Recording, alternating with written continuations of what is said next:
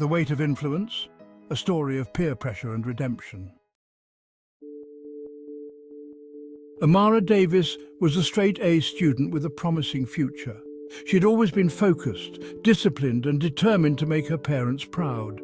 Growing up in a strict household, she knew that anything less than excellence wasn't an option. Her parents constantly reminded her that her path to success would come through hard work, good decisions and avoiding bad influences. Amara took that to heart. In high school, Amara surrounded herself with friends who shared her values, and she avoided drama and distractions. But things started to shift when she entered her senior year. The pressure of getting into a good college was intense. Her parents expected her to get into a top-tier university, and her grades were already impressive. But something was changing inside me. I started feeling restless, like I was missing out on the experiences that my other classmates were having. While I spent weekends studying, many of my peers were going to parties, hanging out late, and having fun. One day, a new girl named Layla transferred to Amara's school. Layla was everything Amara wasn't: rebellious, carefree and magnetic. She had a reputation for being a risk-taker, and it wasn't long before Layla's bold personality caught the attention of nearly everyone in school. At first, Amara kept her distance, but when Layla was assigned to be her chemistry lab partner, that distance began to close. Despite our differences, Layla and I clicked almost instantly. She was funny, charismatic, and full of life. And for the first time in a long time, I felt like I could let my guard down. Hey Amara, you should come hang out with us sometime. It's not all about grades, you know.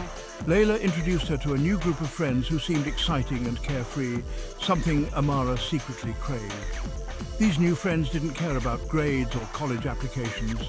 They lived in the moment, and that sense of freedom started to appeal to Amara more and more. One Friday afternoon, Layla invited Amara to a party. It wasn't just any party. This one was happening at a warehouse on the outskirts of town, a place notorious for late-night raves. Hesitates. I've never been to a party like that. It's really not my scene. Laughs. Come on, Amara. You've been killing yourself with schoolwork all year. You need a break. Just live a little. At first, Amara resisted. She had a major history exam coming up, and she knew her parents would disapprove.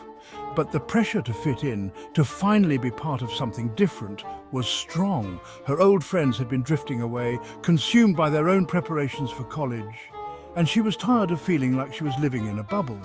Thinking to herself, just this once. That Friday night, Amara lied to her parents, telling them she was staying late at the library to study with a friend. Instead, she met up with Layla and her group, and they headed to the party. When they arrived, the scene was chaotic. Loud music, flashing lights, and a haze of smoke filled the air. Amara felt a wave of discomfort wash over her, but she brushed it aside. She wanted to belong. The night started off fun enough.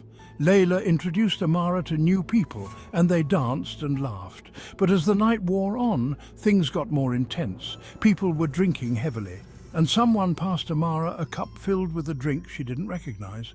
She hesitated for a moment, but felt Layla's eyes on her. It's just one drink. You're not going to let loose if you don't let go a little. Amara took a sip, then another. Before she knew it, the drink was gone, and someone handed her another. Her mind began to blur as the alcohol hit her system. Layla and the others started talking about trying something else, pills someone had brought to the party. This was where Amara's internal alarm bells started ringing. Drugs were a line she never thought she would cross, but the pressure was on. Everyone around her was acting like it was no big deal, including Layla. Come on, Amara, don't be such a good girl. You'll thank me later, it's just for fun. Don't overthink it.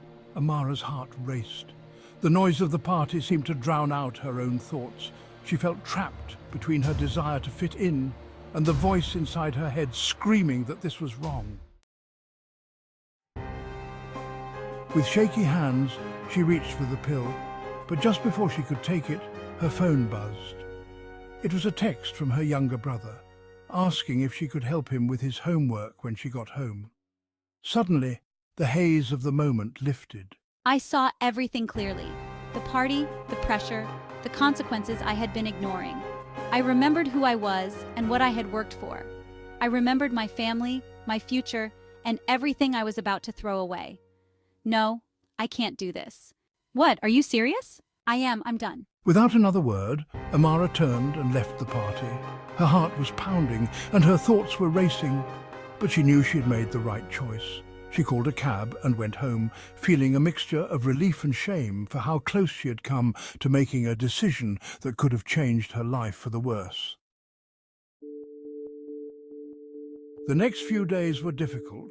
Layla and her group didn't talk to Amara, and word spread quickly through school that she had walked out on the party. Some people laughed at her behind her back, calling her a goody two-shoes. Others simply ignored her.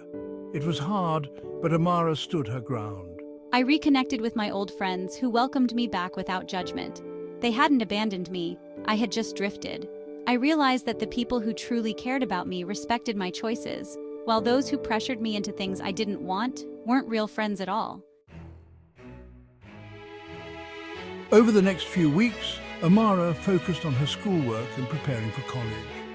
She also took time to reflect on what had happened. She realized that peer pressure doesn't always come in the form of force. It's often subtle, disguised as friendship or the desire to belong.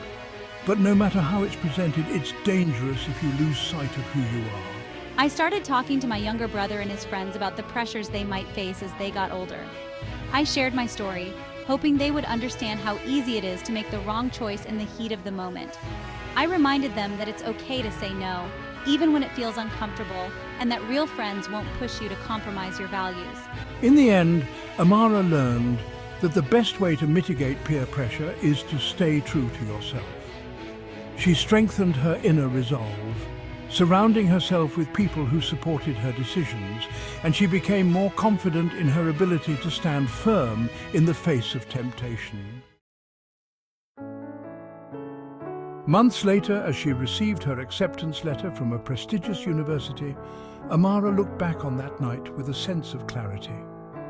She had come so close to losing everything, but by trusting her instincts and remembering her true priorities, she had managed to pull herself back from the edge. It was a lesson I would carry with me for the rest of my life, a reminder that the strongest person in any situation is the one who can walk away from the wrong crowd.